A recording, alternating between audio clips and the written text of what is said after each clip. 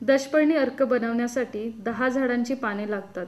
5 kilo कडुलिंबाचा पाला, 2 kilo टणटणीचा म्हणजेच घाणेरीचा पाला, 2 किलो निरगुडीचा पाला, 2 किलो पपईचा पाला, 3 किलो सीताफळाचा पाला, 2 किलो करंजाचा पाला, 2 किलो लाल कन्हेरीचा पाला, 2 किलो रुईचा पाला, 2 किलो मोगली एरंड म्हणजेच पारशी एरंडाचा पाला आणि 2 किलो गुळवेलीचा पाला.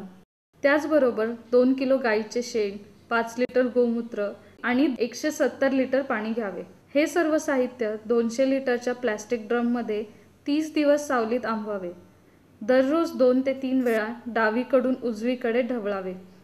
30 दिवसानंतर द्रावण आंबल्यावर गाळून त्याचा अर्क फवारणीसाठी वापरावा. सर्व पिकांवरील कीड नियंत्रणासाठी 125 मिलीमीटर अर्क 10 लिटर पाण्यात मिसळून फवारणी करावी. दशपर्णी अर्क एक चांगल्या प्रकारचे वनस्पतीजन्य कीटकनाशक आहे.